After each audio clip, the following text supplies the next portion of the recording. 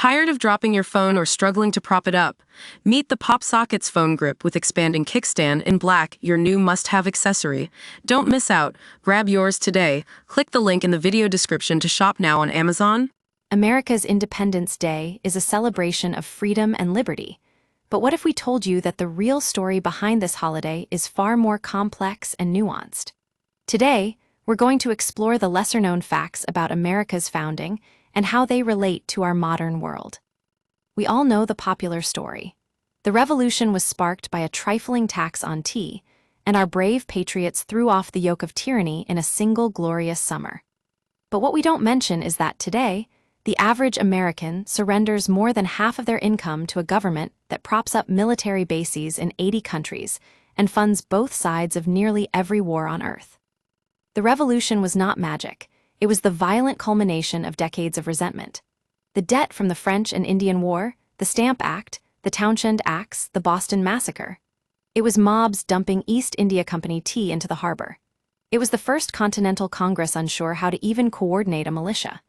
It was Lexington and Concord, and finally, Thomas Jefferson's pen slashing ink across paper in a defiant break with the greatest empire the world had ever seen. But what about the men who founded our nation? They were not the heroes we often think they were. John Adams was a stern Puritan lawyer, while his cousin Sam was a brewer and professional agitator who spent his time pamphleting and making fun of British soldiers in public. Ben Franklin was a printer, a wit, and a legendary womanizer in France, while Patrick Henry thundered about liberty or death from the pulpit. They didn't share a monolithic faith or a single economic theory. They were Protestants, Catholics, Freemasons, deists, and even skeptics. But they all agreed on one core truth: the crown was wrong and liberty was worth dying for. But what happened next is where my historian's heart breaks. The revolution was short-lived, and from 1783 to roughly 1789, the former colonies operated as truly independent states under the Articles of Confederation. But the old dream died quickly, replaced by a powerful central government, a Supreme Court designed to be an unaccountable aristocracy, and a machinery for a central bank. Today, we find ourselves in a new era, with a new empire of surveillance and debt.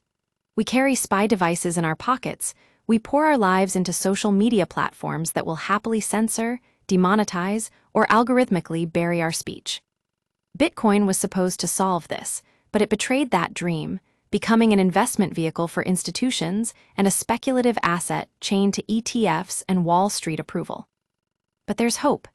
Bitcoin Cash SV or BSV still holds the original spark: unbounded block size, microtransactions at fractions of a cent, and a stable protocol set in stone so developers can build without gatekeepers.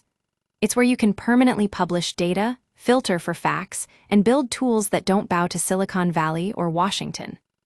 So what are we waiting for? If we're the children of the Sons of Liberty, it's time to act like it. Stop treating Bitcoin like a stock ticker and start building tools that empower people. Start businesses, store truth that can't be erased, and spread the inconvenient truths about big tech, big banks, and big BTC. Because only when we stand firmly against the new crown, the Fed, the SEC, the White House, Blockstream, and Chaincode Labs, or the AstroTurf cult of small blockers, will we earn the right to celebrate true independence again.